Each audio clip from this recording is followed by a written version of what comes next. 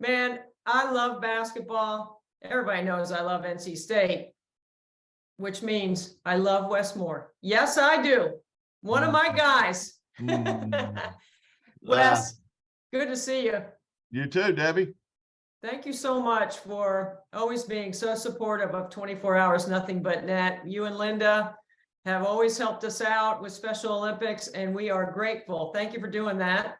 Well, thank you. I can't believe what you go through. I see all your training tapes and push-ups and free throws, and wow, I need to maybe I need to have some of my players join you in that stuff. Pretty impressive. So I know you're making a lot of sacrifices to make this happen, and everybody appreciates all the money you've raised and all the people you've helped. Well, thank you. That's the whole goal, right? I mean, it's not really about the free throws. It's just a platform to share the story about why Special Olympics is so important. But let me ask you this, Wes, do you think I could have played for you? I mean, you think that work ethic would have transferred over? No doubt. Work ethic and the shot. I've always said we're going to recruit people that can ring the bell, and then we'll get them to play defense. So you'd have definitely been on my recruiting list, and we could have, I'm sure you'd have got some good NIL deals, You know what? I would have been working that shooting camp. That's for sure. I would have been wanting to do that. Anything that's offensive related, that's me. But how is it going? It's such a challenging time for coaches. I don't know a lot that are happy in the profession right now. It's not easy to do what you're doing. And I know you love to play golf, and I bet you've been spending a lot of time in the portal and doing other things that usually you're playing golf now. Yeah, it is a big change. I think, especially for us coaches that have been in it for a long time, this is where you pour everything you have into your season, and this is when you're able to kind of catch your breath a little bit, and those days are over. Now you're trying to get kids to come visit, and you're obviously doing visits and entertaining them. And then, like I said, you've got the collectives and the NILs and all that are influencing factors as well. And so it's a whole different ball game. And, I guess the group we had that won the 3 straight ACC titles, they grew together. You brought them in as freshmen, and they, a couple of them were here 5 years. You had, Elise Canane 4 years. And then, of course, Raina Perez looked like she'd been here all her life. So it was just a different time. I loved recruiting high school kids and bringing them in and watching them grow individually and then grow as a team. And that's what that group did so well. They just kept getting better. They weren't necessarily the top blue chips in the country, but they worked hard, like you mentioned, the work ethic, and they were unselfish, and they got better. And because of it, we enjoyed some great times. And now it's a lot more fluid. I tell people I used to sit in church, and when we had a lull in the action, I might be on my bulletin writing out my depth chart, for that year, maybe the next year, whatever. Those days are over. You just, every year you kind of start over. So it's almost like being a junior college coach, to be honest with you. I bet Linda slapped your hand a couple of times in church if you weren't paying attention. I got to believe she told you to start, get your eyes up. But Debbie, I take notes during church, so she doesn't. So again, there's a reason I have a pen in my hand. I'm making that stuff. I try to tell our student athletes, you take notes, you rewrite them. It really ingrains it, Yes. Whereas otherwise you have a tendency maybe to lose focus a little. So yeah, I'm overall, I'm getting good notes. Those are good habits that you're talking about. And Wes, you referenced that group that helped NC State to back ACC tournament championships, and it was a special group and a special run. Yeah. But when I think about that group, I don't just think about the winners and the championships that they were. I think about how good the product was and what was able to come from that, what you were able to build because you put a product on the floor that people were interested in. Yeah. Now look at the celebrity of Frank Westmore. He can't go anywhere in Raleigh. Plus, season tickets are sold, and it's hard to get a ticket for the games. I mean, it's exciting. It's really exciting. Yeah, you're right. that summer after the UConn game to go to the Final Four or whatever, I'm bucket list thing. I go out to California to play Pebble Beach and a couple other courses out there, and we're unloading at the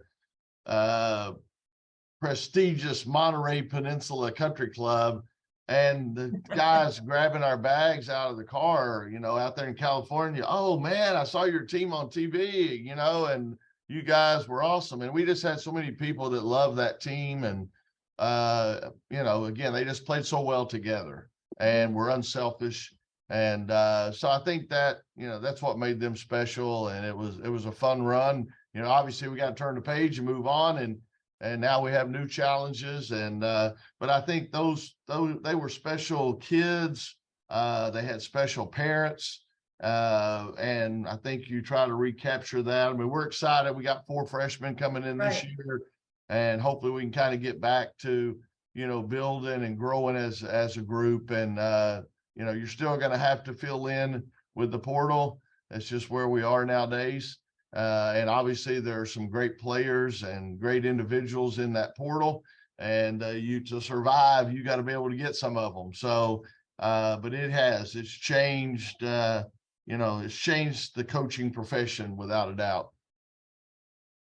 Put your spin on where the game is right now. A lot of people still buzzing over the 9.9 million rating that the championship game got with LSU beating Iowa. And you're a team that beat Iowa earlier in the year. You actually went into Iowa City that last year and won. When you think about the 9.9, and as long as you've been in the game, Wes, I get this question asked of me a lot. I'd like to know what you think about, where we think we can go. There's expenses and there's investment. And it seems like right now there's an investment in the game. Yeah, I agree. I think right now there's definitely a lot of buzz about equality and all those things. And I think they're growing the game. I think it's going to be interesting. The TV contract's coming up here soon. And in the past, we've kind of been under the umbrella with the men's basketball and all that. I think now we've built such a great product that now you're going to see people, broadcast companies are going to want this product now on its own. And so I think that's exciting. Probably social media has helped, and maybe even, with the portal and the movement, it draws a lot of attention.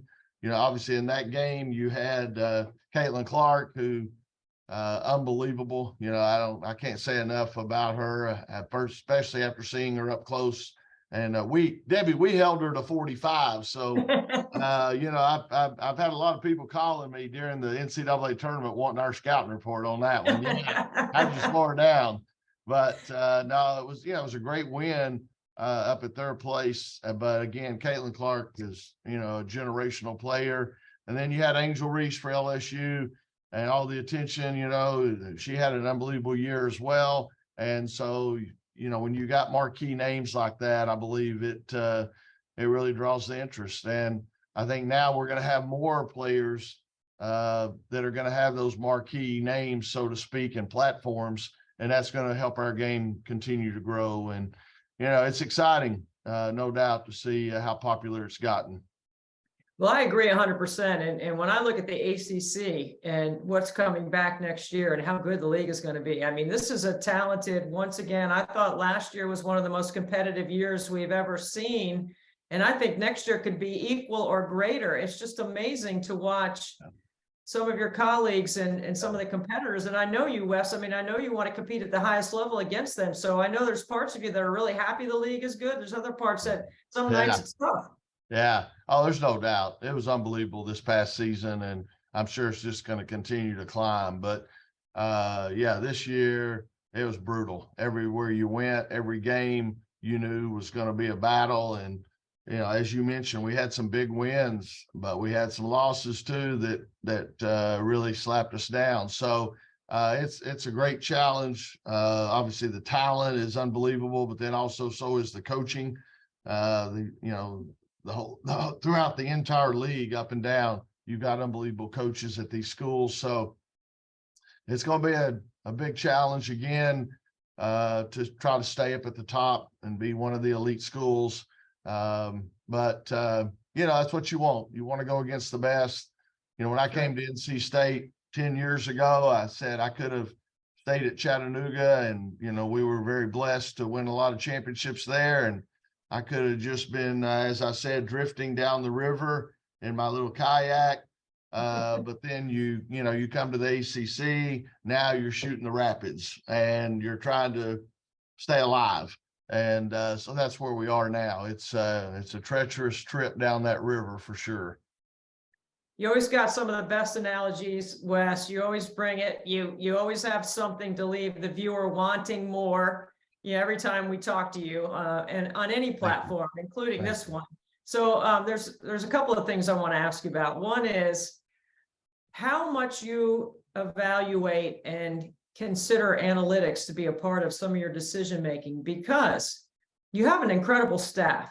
You know, your staff is as good as anybody's in the country. And one of the things that you have is with Brandon Miller is he's formed his own staff of analytics. As a matter of fact, one of your guys is going on to work for the Indiana Fever. So I know this is something you hold in high regard. Where does it fit and how have you evolved inside it?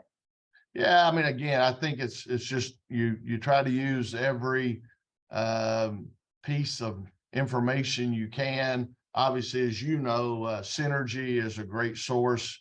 You really come up with a lot of numbers there about whether a person shoots the ball well off the bounce, you know, where their comfort zone is for their shot, left, right, just things like that. And it really helps as far as putting the film together and being able to inform your team and go into a game prepared. And then obviously evaluating your own team, you know, what lineup works the best together, what, you know, maybe sometimes maybe we only see certain things offensively or whatever. And then when you see the numbers, okay, wow, you know, I need to be open to that. But then again, as an old school coach, there's still a time you got to go with your gut. You know, and there you may have a player that struggles a particular season or during a certain stretch. But as one of our old great football coaches, Darrell Royal, used to say, you know, at some point you got to dance with the one that brung you.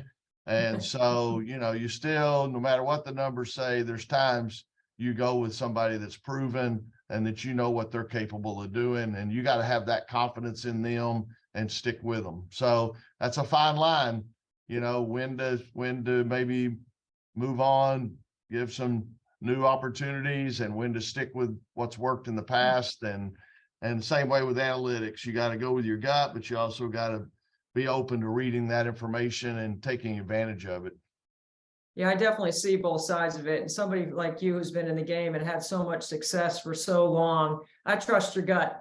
So if you make a decision late or you don't make a decision late on something, I always know you've already given it plenty of thought. It's not like, I think fans sometimes don't realize that these scenarios, end a game or any situation, end a quarter, are things that you and your staff are constantly poring over and practicing and working on. So anything that you do, whether you advance the ball or not, you know, late, I know you've already decided why. And usually, because I've studied you so much, usually you have an advantage somewhere why you don't want to advance the ball. And I know sometimes in a foot speed situation, I've seen you just throw over the top. So I know you've got it all figured out. Here's the hard question today. I wish I had it all figured out. You got it, Wes. You got it all figured out. All right. So here's the tough question for me. When do you decide to drive the red Corvette? Like what day? Is it weather permitting or is it? Weather. I definitely try to avoid the rain. Those tires are kind of slick, you know. So I definitely avoid the rain. Want it long enough of a drive that it's worth it. But, you know, a lot of times on Sunday is a good time, take it out, little Sunday drive to wherever I'm going to eat lunch, you know, and, you know, beautiful right now is unbelievable weather here in Raleigh. So, matter of fact, I did here yesterday, take it out to lunch and all, and then put the top down and enjoyed the wind and the sun. And, you know, I've always wanted a Corvette, but yeah, this one's special. So I'm enjoying it. So I have ridden with you in your Corvette. I've also ridden with you in your other car. Yeah. And I think it's fair to say you're not a great driver. You're Oh, very come on. risky. I may not be a slow conservative driver. I'll buy that. I may drive a little fast, but people don't like riding with me. My wife don't even ride with me anymore, but we'll meet. I believe that. We'll I meet believe in a living. restaurant, but hey, again, all out, don't tell anybody, but that Corvette will go. So, when I get an open stretch, I gotta air it out a little bit, free up that carburetor. I know. I have experienced it. So do you worry about where you park it or just park it Oh like yeah. Oh yeah. Oh yeah. Oh yeah. I worry about everything, Debbie. So when I'm in my other car, I worry about where I park it. You got to hopefully park on one side. You're on a curb where you can get close to it and give yourself space on the other side. Yeah. Oh yeah. Oh, everything. Got to think through everything. do your golf clubs fit in the Corvette? Oh yeah. Oh yeah. You wouldn't buy a Corvette if it didn't. And they're smart. They make it where a set of golf clubs will fit. Yeah, they're not crazy. Okay, now are you still on your regular lunch schedule? The favorite places you like to go, even though it's not in season, or do you have an in-season lunch schedule and an out-of-season lunch schedule? Nah, pretty consistent, but there's days that are like free agent days. You got to feel it, whatever. But yeah, lunch is a big deal. So yeah, I definitely, and you went with me one day and said, talking about my onion rings, that's a heart Yeah, attack waiting to happen or I'm whatever. feeling it right now. Yeah, yeah, I'm feeling it too. My stomach's growling. So yeah, yours is a little bit higher than mine, but I'm feeling it too. Wes, you don't want to be in the transfer portal at a Sammy's. I know they expect to see you over there at least once a week. And then there's the burger day. You can't transfer Yeah, portal out of that place. I mean, yeah, you say free agency, but I yeah. don't Well, know. I've got an NIL deal with Sammy's and Emilio's. So yeah, I got my own little NIL deal. So yeah, thank you. I'm enjoying that part of it. I'm not going in the portal. I've dropped your name a couple of times at those places. It doesn't seem to give me an NIL discount. I mean, Yeah, no, I even have to even my guests, I have to pay for them. They only let me freeload one meal a day. So Wes, you're such an enjoyable character and personality, not just in the ACC and around NC State, but around the game. And I always enjoy my time with you. And I especially love calling games in Reynolds. well, I love we it. love having you there. You're such a professional. You're the hardest working person I know. And then again, especially the work for Special Olympics and all that, and is dear. I started out at Maryville College in Tennessee. Every year, our athletic department would work the Special Olympics there in Blount County in Maryville, and kind of help run that. And then I just got through playing in Gary Blair's event down in Texas, which raises millions for Special Olympics and things like that. And now the work you do is amazing. And again, you're just touching so many lives. I know Coach Doran and his wife have also gotten very involved in some work here as well. So it's really special to see people helping people out. Well, thank you, Wes. You're a great friend. You're a terrific teammate, and you're an even better leader. And I'm glad that we have all of those things working for us at NC State together. Thank you for being with us on 24 Hours Nothing But Net. All right. Thanks, Debbie, and good luck.